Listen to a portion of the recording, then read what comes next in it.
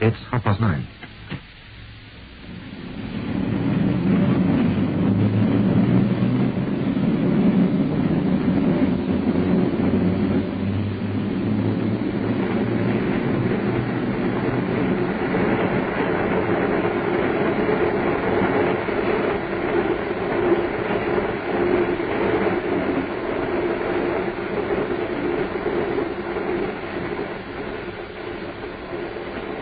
The Flying Scotsman was 2 hours late.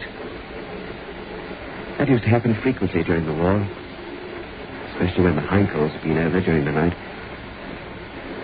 The train was blacked out. The lights were dim.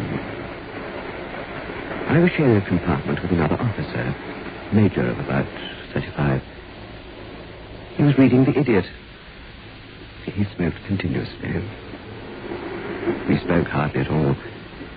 Just a word or two now and again. Above each of our seats was a notice which stated, "Idle chatter helps Hitler." But that wasn't why our conversation was so sporadic. We just had no curiosity about one another, that's all. I was going to Edinburgh, where my sister kept house for me.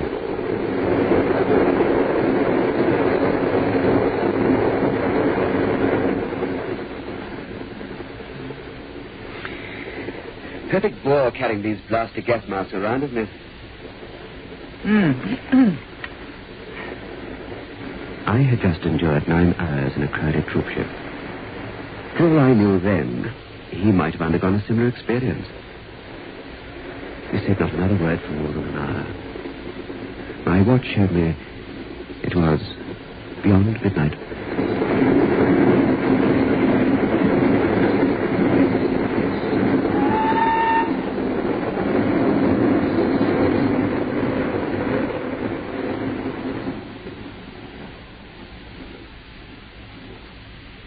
Biotex, the new soak and pre-wash powder, presents Beyond Midnight by Michael McCabe. I received a letter from Mrs. Bookfights of Spoon Street, Lakeside, Cape Town during the week, and she wrote to me about Biotex. She said my daughter's gym tunic was very badly stained, with the result she would not wear it. I decided to try Biotex, which you advertised, and I soaked the garment for a few hours, and much to my amazement, the stains disappeared. I have spoken about this product to my friends who are now using Biotex, and I'd like to say a big thank you for making this product available to us. Well, as I've been saying for a little while, Mrs. Bookfights and you other ladies, Biotex is absolutely marvelous when it comes to helping get rid of those very stubborn stains. I've kept on emphasizing that you let soaking do your washing, and you will notice that these stains just vanish by using Biotex merely by soaking overnight or for a couple of hours in warm water or pre-washing in your washing machine. It is spelt Biotex.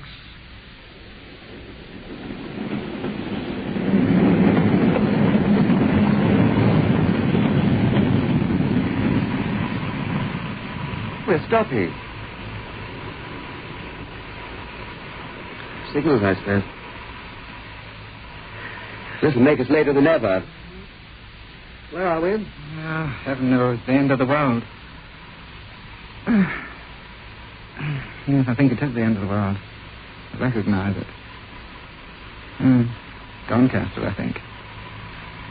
Should be 80 miles. You've lost 70 or 80 miles then. Rough, isn't it, catching a train that's half a day late when you've only got 2 weeks' leave? Been overseas? Singapore. Tough. My regiment had retreated for 4 months through the Malayan jungle, only to be practically annihilated at the docks at Singapore. I was the only officer left alive. But one didn't talk shop in those days, so we said no more about the war. Seen any good shows in London? Vatican's play wasn't bad. The next came off months ago. Did it? Time passes. Does it? Oh, I see what you mean. Yes, time drags on a train.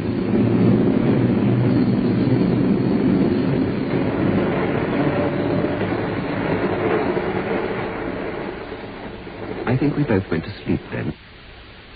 I remember I dreamt of cups of tea. It seemed so long since I'd had a cup of hot tea.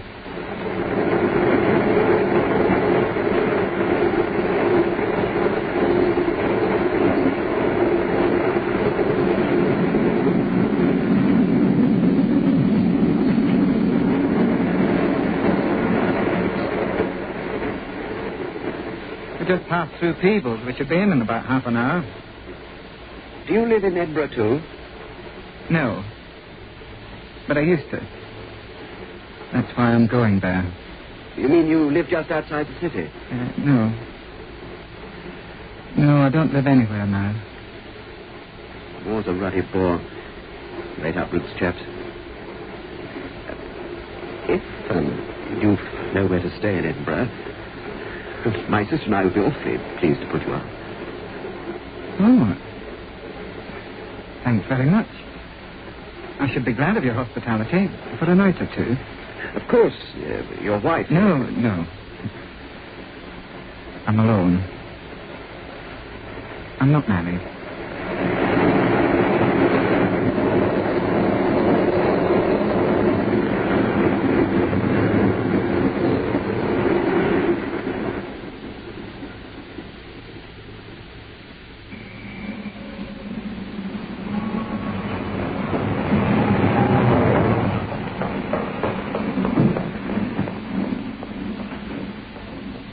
Angela was waiting for me at Edinburgh.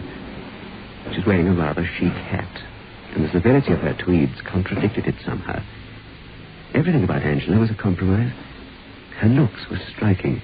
She wished to be the centre of attraction, and yet she dressed so demurely that you would pass her without a second glance.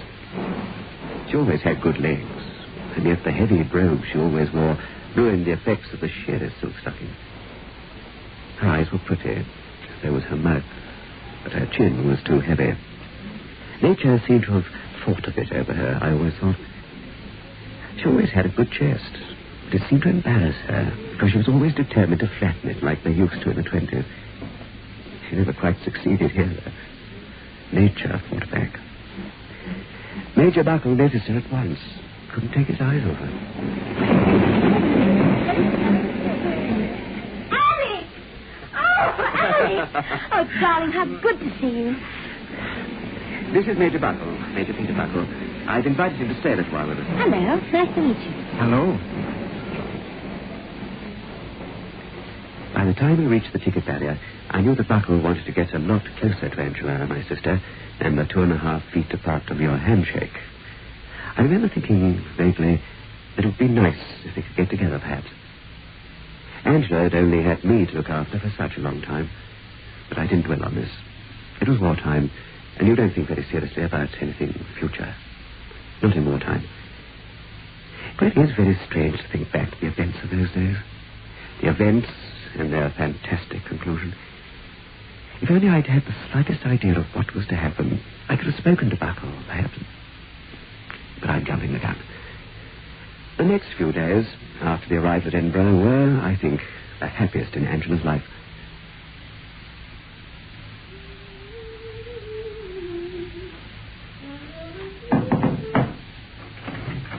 Breakfast, Alex, darling. No. Did you sleep well?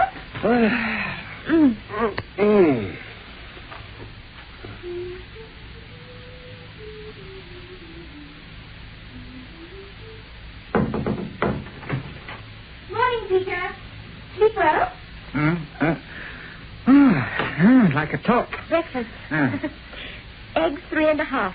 Just like you said. I nearly got them mixed up with Alex's. He's a 4-minute man. I'll just hop into the bath while you eat. Want me to scrub your back?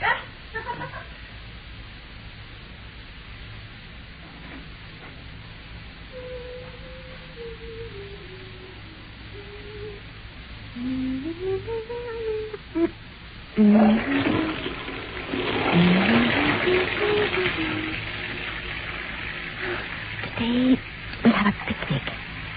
Oh, it's lovely having 2 men to talk over. It's jolly all right that they should have breakfast in bed. Poor darling's leave is so short. Oh, I haven't felt so useful since Father died. Her cheeks shone, her hair took on a luster I'd never seen before. She was up at dawn each day, ironing shirts, making sandwiches. The presence of a guest in the house gave her an excuse for any luxury she planned. Picnics, fresh fruit salads. War, you'd never have thought there was a war. To Angela, there was no war.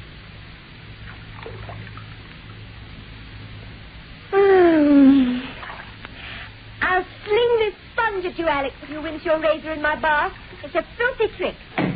Oh! Buckle, what about you? Me. Love hot water. Alex, no! Always rinse the razor in the bath. Habit. Mustn't break habits. It's more time.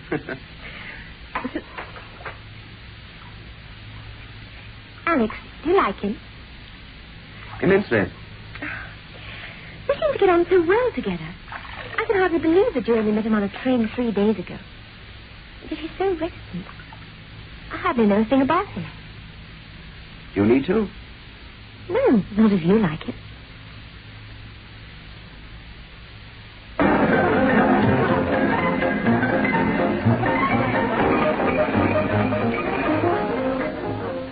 We passed the next few days very idly, without plan or purpose. Picnics during the days, pub calls in the evenings.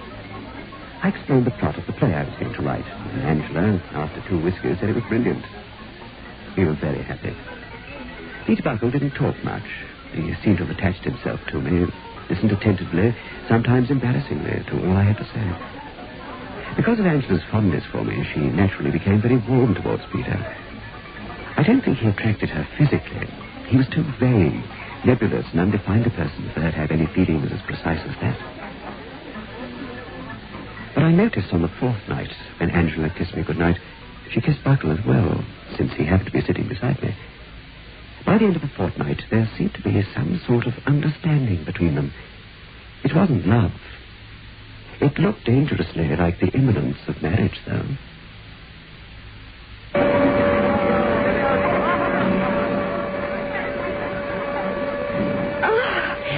What a crush. Oh, dear. Listen.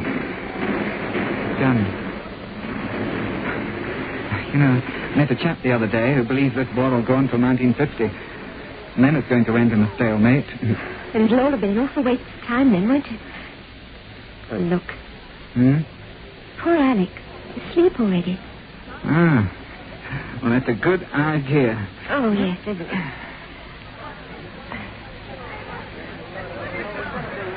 Angela. Will you marry me?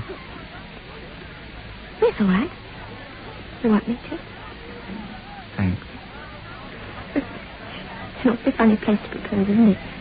Lying down in a tube station. Yes, I suppose it is, really. Most pretenders to do is lying down. The English are awful crude, but once they're horizontal, they're very daring. I mean, look at them in parks and that. Oh, yes, it would be nice to be married. When shall we do it? When? Oh, Mary. In a couple of days.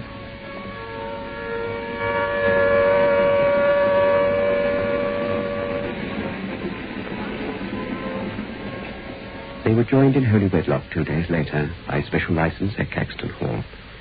I gave her away, and Buckle received her. We were both slightly hilarious and a little drunk.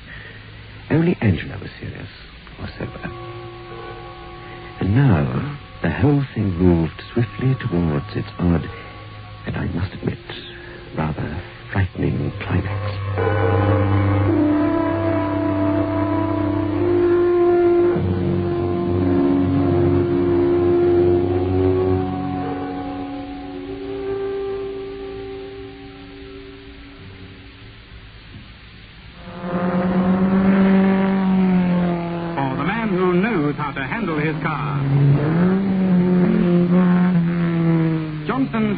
The new car wax with the detergent-proof formula won't wash off.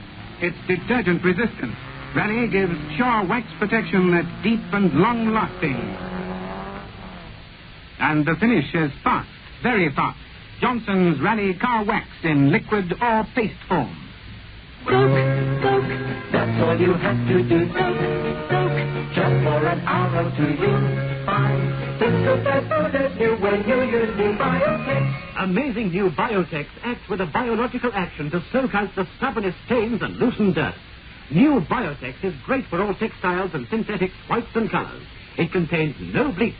Get amazing new Biotex today and let soaking do the washing.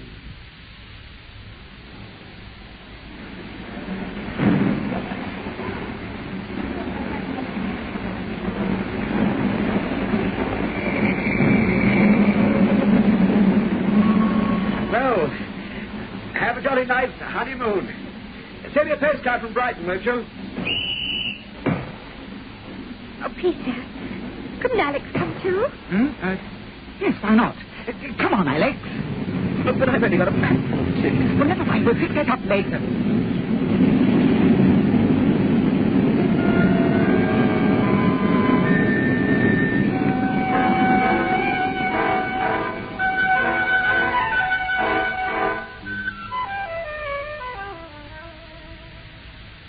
And that was that. I went with them to Brighton on their honeymoon. And we took one double room and one single room at... I forget the hotel. That first morning, I didn't bother to get up. I lay in bed reading until... must have been 8:30. Angela knocked on my door. Hello? Yes? Hello? Oh, hello, Angela. Have a good... You're up bright and early. I thought Peter would be here. Here? Oh, chatting to you or something. No. What? He must have got up ever so early. I've already had breakfast. I took a walk down to the beach. I thought he might have gone for a swim or something. He's not down there. Yeah. Well... Hey, I had an awfully funny dream in the night. Did you? You want to hear about it? Yes, I'd love to. Got a fag? Oh, Tar. You? No, I haven't cleaned my teeth yet. I know. I can smell your breath. It's all pale and pongy. Oh, my husband's gone. Anyway, in this dream, I'd been out hunting. But instead of riding a horse, I was sitting astride a giraffe. We'd been galloping quite out of control through this forest, and every tree was on fire. Isn't that funny? Yes. I wonder where he is. Where could he have gone? Probably for a walk. See you in the dining room. But you had breakfast, haven't you? Yes. I think I have some more there. I wonder how hungry it makes you. Dreaming. The hotel porter hadn't seen Major Buckle. The dining room staff didn't know where he'd gone to either. We went down onto the beach and had a look for him among the early bathers sporting themselves in and out of the waves. He wasn't there. Wasn't anywhere, it seemed. We went back to the hotel. It was getting very late by now. The porter again said he hadn't seen Peter. Said it in a very reassuring way, as if he took it for granted that Angela didn't want to see her husband.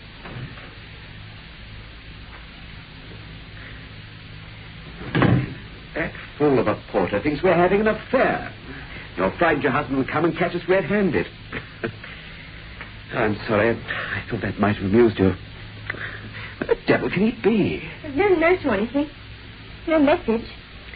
Maybe he's been called up to London by the War Office or something. Urgent business. This sort of thing happens every day. Chap in our regiment got called off on some secret mission first day of his leave. Phoned? Well, maybe he did when we were out. Well, then there'd have been a message. Well, we'll wait till lunchtime, then I'll phone the club. If he got up very early and got the first train, he'll be in London easily by now. He's sure to lunch at the club. Hang on a bit. Let's go have some coffee. All right, Alex. I phoned the club, and when I came out of the kiosk, I shook my head, and Angela went to pack. She was now very worried. So was I, but with more reason. I didn't tell her that when I inquired after her husband, the secretary of the club had blandly replied that Buckle was dead. Of course, I made up my mind at the time that there just had to be two members with the same name. But all the same, it was a shock, I can tell you.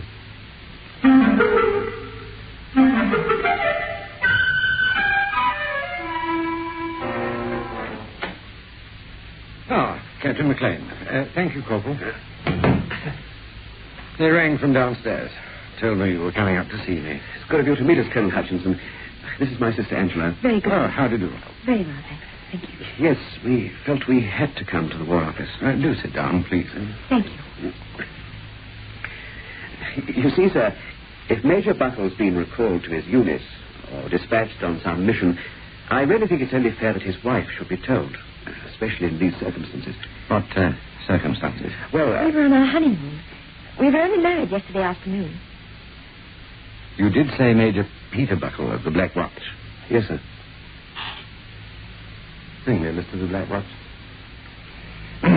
Well, We'll clear this up, I hope. Cigarette, would you? No, Not thank for you. me, thank you, Colonel.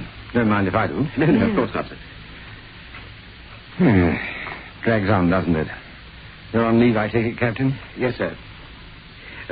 Drags on. Oh, the war, yes. Well, economics, you know. That's what historians tell us. They're wrong, the historians. Wars are not caused by economics. Not at all.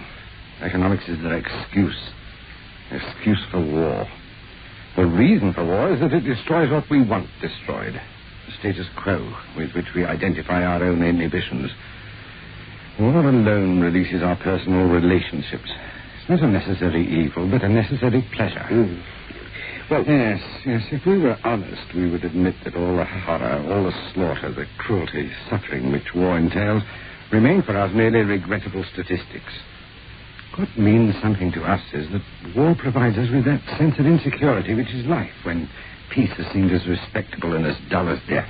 Well, surely there are other ways. I mean, so? Yes, there are other ways. It's true that a drunken orgy might provide a similar release. It is rather difficult to remain drunk for several years. More, though, we can indulge ourselves without guilt. Indeed, our excuses become duties, and any behavior is condoned under the blanket of a great sacrifice, which we curse publicly, but enjoy privately. Oh, thank you. Yes, national disasters can be borne with comfortable fortitude. It's personal sorrow, not grief for another, but a lack in our own life which is so unbearable. It's a burden we would put down, though 1 million men fall with it. Huh? Oh, yes. I don't know what to do. I mean, once your leave's over, Alex, it's going to be so ridiculous. I mean, I don't feel as if I've got a husband. Wherever he is, he'll write I'll go. Please don't. How about you? Yes, I will now.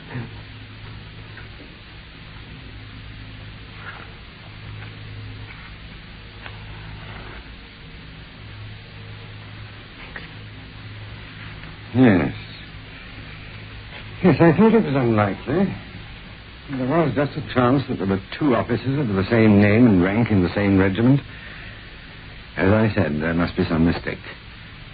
Major Buttle was blown to pieces before my eyes 6 months ago. Impossible. A mine exploded under his car. Very little was left of Buttle, but quite enough to identify him. The man whom you married yesterday must have been an imposter, masquerading as Major Buttle. No, I'm sure he was genuine. I'd have spotted it if he wasn't. I'm sorry, Captain, but I doubt it.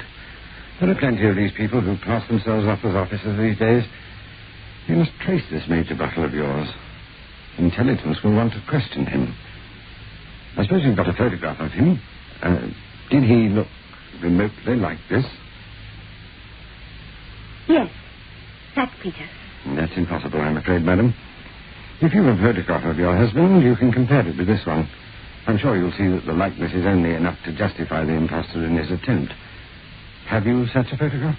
No, Yes.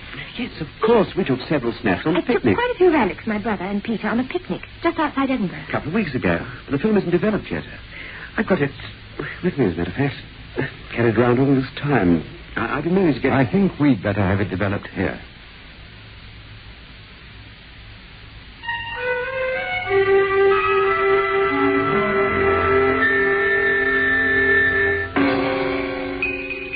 I gave the film to the Colonel, and then Angela and I went to a canteen for a cup of tea while they developed the photos.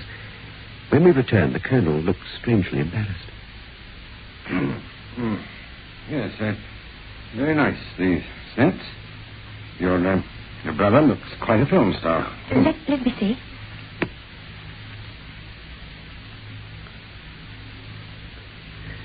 And Angela stared at the prints, and then looked at me. I looked, too, at the photos. There were 6 photographs of me. But there was no trace of any figure, however dim, standing beside me.